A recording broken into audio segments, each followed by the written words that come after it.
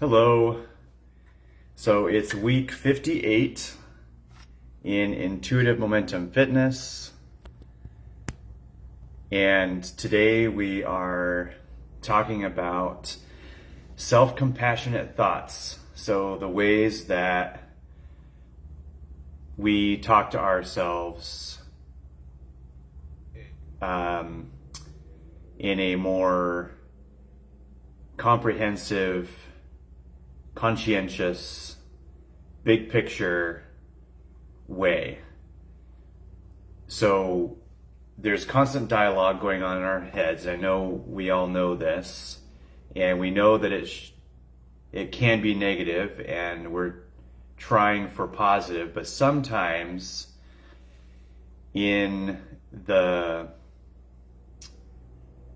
especially in a situation where we're triggered, where something in our environment or our conversation or interactions make our bodies think that we are again in a traumatic situation that we've experienced in the past, and our nervous system gets activated, then our old brain, the part of us that is trying to keep us safe and trying to protect us, trying to take care of us, it can be very negative and focused on the negative and really tear us down. And this is something that I do not feel like I have mastered yet, and I'm also really working on and seeking to manage in a more masterful way. So the meme that prompted this, that I shared in the group, is from the Brain Coach, and I just recently found her. Nawal Mustafa, and she started her Instagram page going through, I believe it was her doctorate program for psychology, and she decided to make this Instagram page where she created memes based on whatever she was studying, and it's really, really powerful. So she is at the Brain Coach on Instagram if you want to follow her. A lot of amazing, helpful stuff. So this particular meme has a chat box at the top of the meme, and it says situation, and then on either side it's like you got a choice. You've got a negative thought and an alternative thought, and then the feeling from that thought, and then the behavior from that feeling. So situation leads to negative thought if you choose that, or an alternative thought if you choose that, and then each of those thoughts produce a feeling, and the feeling produces behavior. So on the negative side, first the situation, you are overwhelmed and struggling to keep it all together. And then if you choose the negative side, the thought is, I should be able to do this. What's wrong with me? I need to do better. And then in parentheses, she says, cognitive distortion equals should statements. So that's a cognitive distortion. It's incorrect thinking or distorted thinking. And then the feeling that comes from that is still feeling overwhelmed, still anxious, still frustrated. And then the behavior that comes from that feeling overwhelmed, anxious, and frustrated is You try to push yourself through your day, but eventually experience burnout, poor work efficiency, and irritability. So, go back up to the top, same situation. You're overwhelmed and struggling to keep it all together. The alternative thought is, I'm holding very high expectations of myself. I am feeling overwhelmed and must consider reevaluating my needs and goals. The feeling state from that thought is feeling supported, safe, and self-aware. And the behavior that comes from feeling supported, safe, and self-aware is you validate your feelings and practice self-care. This allows you to recharge and get things done efficiently. So I love this, and this in particular is something that I don't feel quite masterful yet. I went through and responded to each of your statements. I asked you guys yesterday to state a negative thought that you typically have and then try to comment on each other's, or I would comment an alternative thought to assist with that. And this is where I feel like having compassionate friends can be super helpful, because sometimes if someone's not in the situation, then they're able to give more accurate encouragement at times than we are able to give ourselves because we're in the situation. So I found it helpful to picture myself being the friend to someone that's in a situation like I'm in, and then how would I encourage them? And then I turn around and encourage myself with that. But what is being offered here is this alternative thought is not a complete fix-it thought. It's not trying to take care of everything or make it all better or pretend like the pain and the frustration isn't real. And that I think is the part that I sometimes still struggle with, where I try to go too far into like being ultra positive sometimes. And so I'm learning how to acknowledge what is and then still kind of leave it open for positivity. So in this specific example, the negative thought is, I should be able to do this. What's wrong with me? I need to do better. And the alternate thought is, I am holding very high expectations of myself. So that's a pretty self-aware statement. I'm feeling overwhelmed and must consider reevaluating my needs and goals. So being self-aware is probably the best way to describe that. So as I was responding to your statements, negative statements, I feel like it went a little bit beyond just being aware, and it went into trying to be ultra positive, which isn't necessarily a bad thing and can be helpful to hear from a friend, but I'm still fine-tuning that just being aware and acknowledging what's going on versus trying to make it all better. So that's something that we can be practicing together. So I'm going to read through what people shared, and then my response, and if I have any additional thoughts, then I'll share that too. So Naughty says, as soon as I read "Let's play game," I said, "I'm down." And then I read further. Vulnerability, since being in Florida, where one must wear less or die. Yeah, it's so hot there. So her statement is, I'm fat, lazy, and gross. That's the negative thought that comes to her. The good news is I'm so darn frustrated at where I'm at. I'm ready to get back in the game of creating health and wealth. So that's a good positive twist on that. And so what I offered as an alternative thought was I've had more on my plate than has been reasonable for me to focus on. Moving to this warmer state was one step in many as I progressed toward a healthier and wealthier version of me. I am grateful that my body is always doing the best it can in whatever situation it's dealing with.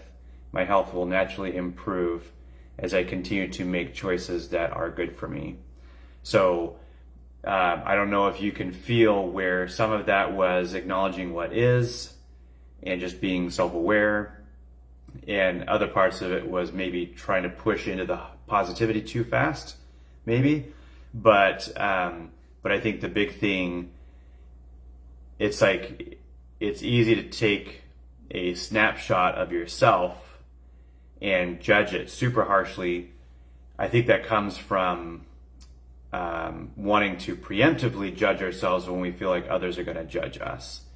And most of us experienced that in childhood, where we were just soundly ridiculed and criticized without mercy for being a certain way or for doing certain things. And so we try to prevent or preempt that by harshly judging ourselves really quick. And so in those moments, then it's helpful to step back and like, what's the big picture of where I'm at and how I got here and what's going on in my global life, and then, you know, being able to realize that everything is working out and getting better, and my whole life is not this one thing,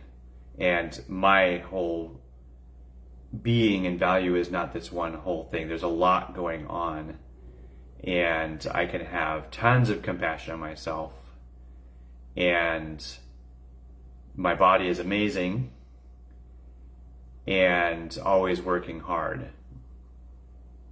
So yeah, so that, hopefully that's encouraging, hopefully that's helpful. So thank you, Nadi, for being vulnerable with that, for sharing that. Willow says her negative belief is, when she has, as her most common negative belief is, I haven't done enough. And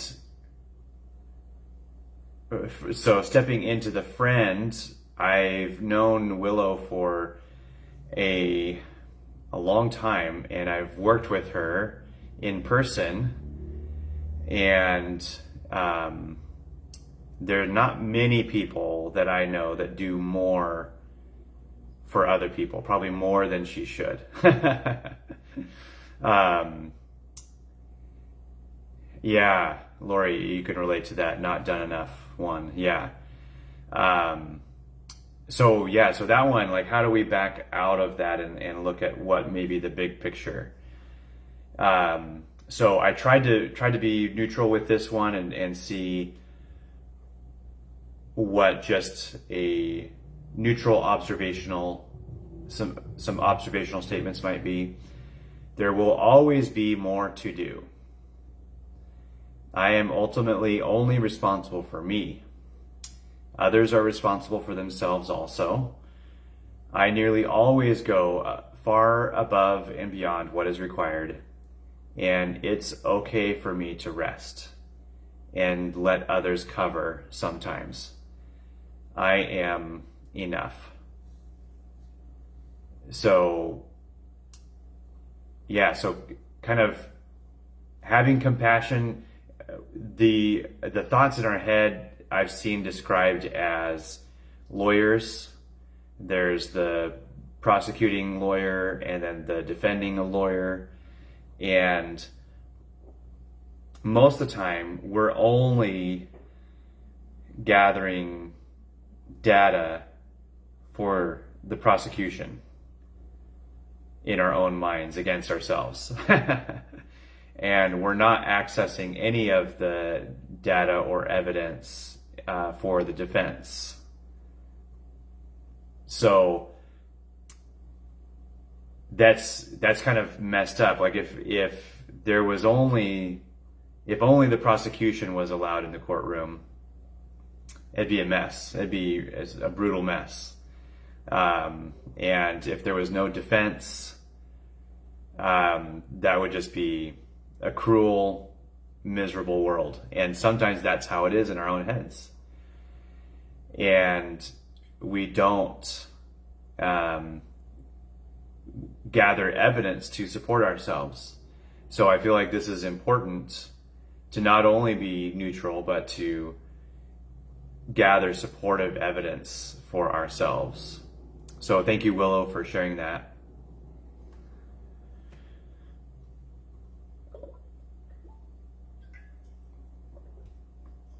So Danielle says, I have a mom body and an awful scar from 5 C-sections.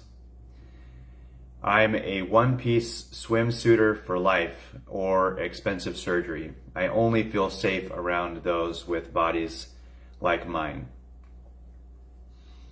Yeah, that is really, really, really tough. And it's easy to be harsh with ourselves and critical. And I know I'm not a mom. I haven't had babies. Guys generally aren't judged as harshly as women.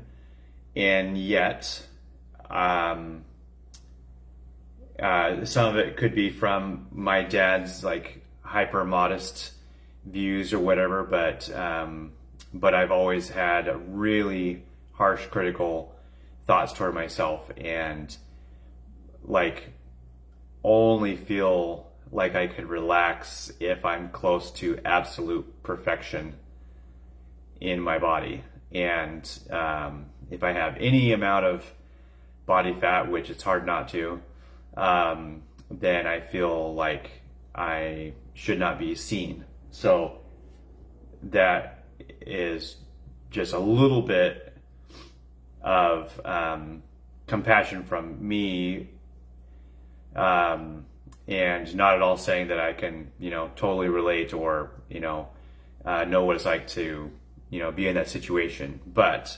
definitely empathy and sympathy and compassion for that.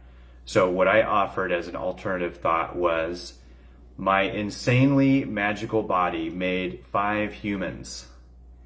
Any situation with less clothing is inherently vulnerable, and it's natural for most everyone to be fighting similar feelings of insecurity, even when I think they look fine or even great. My health and fitness will continue to improve as I continue to value myself through the choices I make. I will love the multifaceted brilliance of me. So again, kind of taking the lens from zoomed in on the body to zoomed out on the whole person, and realizing, hey, I'm getting out of toxic situations in my life as I make those kinds of positive, healthy choices for me. I know my body will get healthier, but even beyond that, I am much more than my body, and everyone has insecurities around their body. Anyone that's like tuned in, anyone that's not completely numbed out, is going to have insecurities and awkward self-awareness about their body. So it's just part of that situation. So I get to have compassion on myself in this moment. And I love that Danielle was able to respond to that. She says, wow, thank you for that. Maybe it's the day but that got me a little teary. I'm going to save this thought to keep reminding myself. So I love that that was encouraging, and I hope that you do feel good about your body. So then Lori says, trying to get fit at this age is impossible. So that is her negative thought. And there was more that I wanted to say, but I was like trying really hard to just stay neutral in my statement. So in my response, I said, making substantial positive change at any age is challenging, but even small, consistent efforts have to make a difference. I know there are people who have increased their fitness at this age, but most people don't, because most people assume they can't. So is it because it's true or because they think it's true? What if I keep experimenting? What would a valid experiment look like? So if I gave it 100% effort, or at least create a solid plan, what might that look like? And I can relate to that, even though I'm younger, because I grew up with the extreme fatigue and inability to build muscle. My only experience within the first 2 decades, a little over 2 decades of my life, was that if I tried to work out, I got weaker and smaller. Good, I'm glad that's helpful. And so at 20, 21, 22, there was no evidence in my life that I could get stronger, because every time I did the things I thought I needed to do to get stronger, I got weaker and smaller, more fatigued. And I was just like draining myself of life force, and it was scary.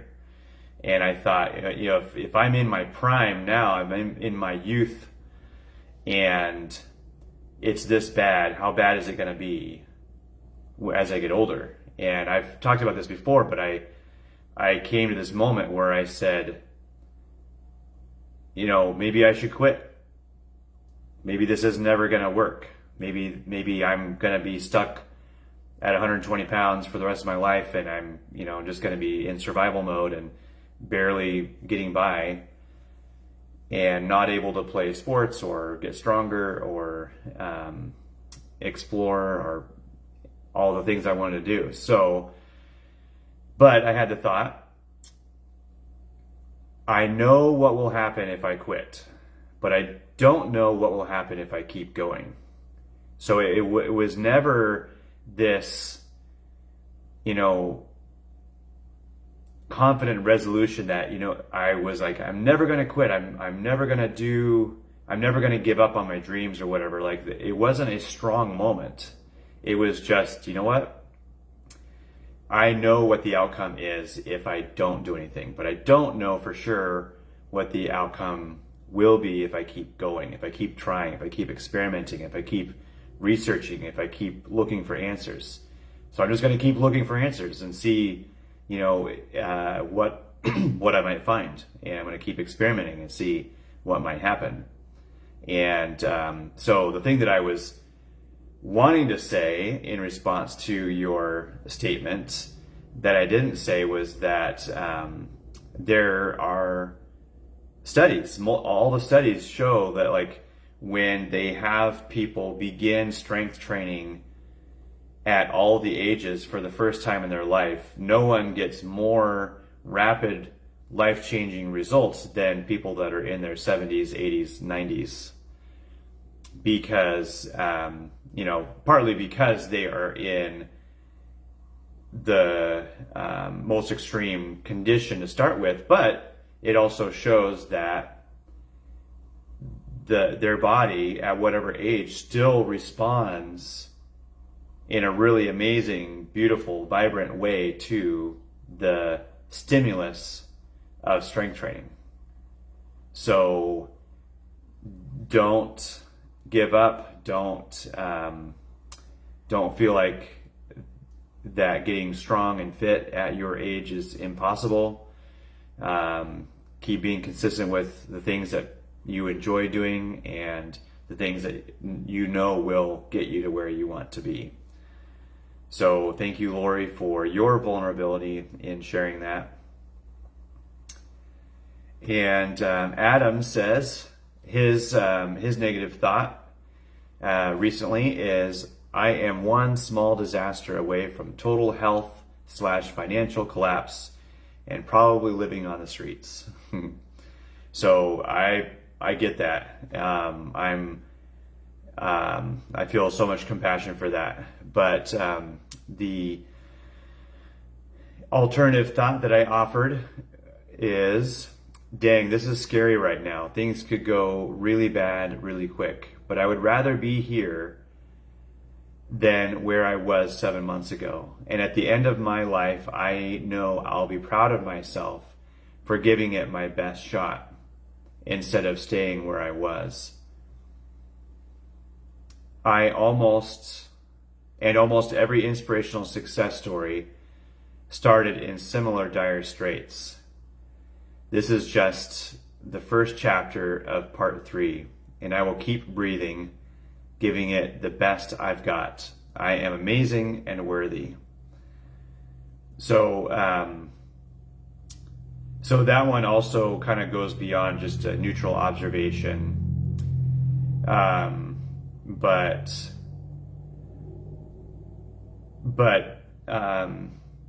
sometimes it can be really helpful, like I said earlier, to picture ourselves as our best friend and to switch into that cheerleading mode as well. So, Lori, you say you can relate to that. So many times in my life, including continually recently for me.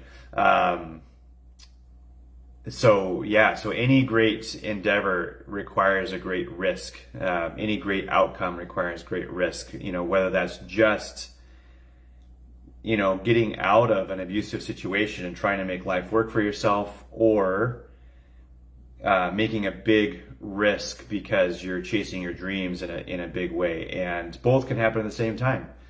But either way, seeking positive changes in your life can require a big risk. So there's so much to be proud of yourself in that type of situation, and hopefully you are open, and I'm thinking of this for you too, Lori, but that you deep down are open to things being radically better than they have been. And I know that within myself there are aspects of me that doesn't want to be unrelatable. So if most of my family and friends are in really challenging financial situations, then I kind of feel guilty moving into a space of great abundance. And I've already experienced that, like being able to buy this house is just so abundant and remarkable. And yet that's, for me, for my big picture, I want this to just be a stepping stone for other kinds of abundance. Like, I love having this home because I get to invite people in and provide massage and life coaching and personal training and even just, fellowship times and stuff like that. So it's a really beautiful, abundant thing for me to have this home. But, I dream of being in a situation where I can travel nonstop and work with people all over the country and all over the world. And I dream of having a retreat center where I can invite people to come and I would work with them and even, coach some sports stuff, fitness stuff, pickleball camps and stuff like that, for people that just didn't really get to have an experience of playing sports and feeling athletic and stuff like that. So I can actually work with them and help them realize that they are an athlete and they can be confident and move in their bodies in powerful ways. So, the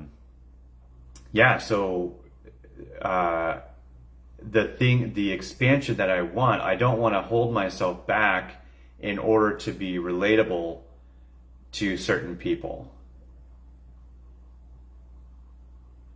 I know that cosmically, abundance and, whether financial or relational or spiritual, social, is available to anyone. And our job is to allow healing in a deep level so that we can expand to receive what is available to us. And so if I increase my abundance, I have to remind myself that I am not decreasing anyone else's. It's not a limited pot that we're drawing from. Just like if I keep improving my health, someone isn't getting sick because I'm not taking any of my sickness. When you switch it around, it doesn't make sense for me to stay sick so that other people can be healthy for a while. No, so unrelated. So if I become wealthy or abundant in that way, that's only going to be good for the people around me, rather than if they choose for it to be. It's up to them. But I'm not taking it from anyone. So I want to lead the way in stepping into abundance. So sometimes those thoughts can keep us from increasing prices when we need to, or valuing the services that we offer the way it should be. So I'm actually working on that, working on some new coaching packages and offerings for people. So I'm excited about that. And just stepping into the mindset of that kind of value that I have to offer to the world. So I also wanted to share, so thank you, Adam, for that vulnerable share. And we are with you, we can relate, and we are feeling confident for you. 'Cause it's usually easier to feel confident for others beyond yourselves. So we're cheering you on. So in particular, this quote from Theodore Roosevelt, "The Man in the Arena," is one of my favorites, and one that I try to remember in these situations where I'm having a hard time being supportive of myself in my own thoughts.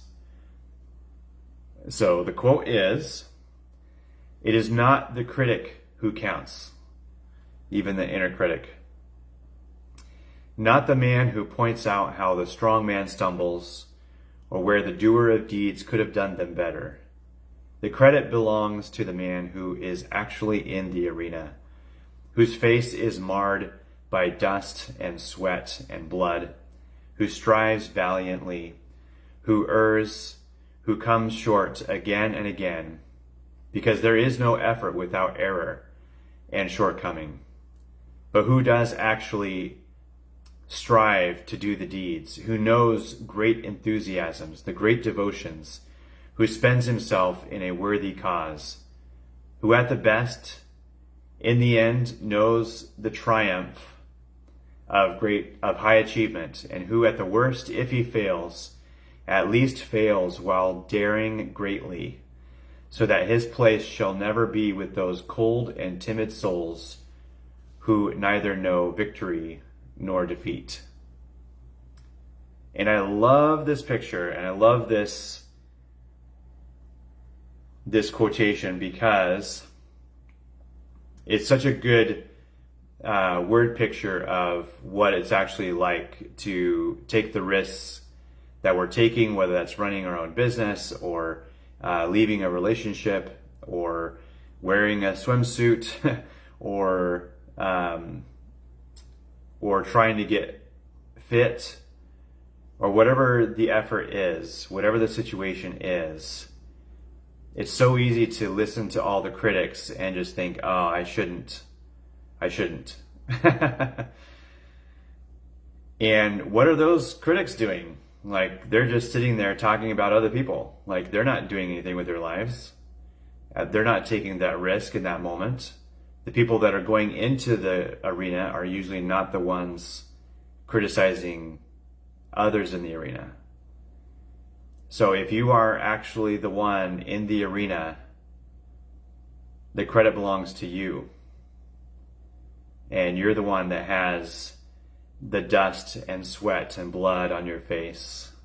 And you're the one that comes short again and again. And you are the one who is actually striving to do the deeds, to have great enthusiasm, great devotion. You're the one spending yourself in a worthy cause. And you are the one who knows in the end the triumph of great achievement. Or at the worst, if you fail, you know that you are the one experiencing the failure while daring greatly. And you are the one whose place shall never be with those cold and timid souls who know neither victory nor defeat. So, good job. Keep going. You're amazing. I love you. If you need any other encouragement, please post in the group or comment. And if you have some encouragement to share to others who posted on that meme that I shared yesterday, share your encouragement also, your positive thoughts, your alternate thoughts. And hope you guys have a great rest of the week, and reach out if you need anything. Talk to you soon.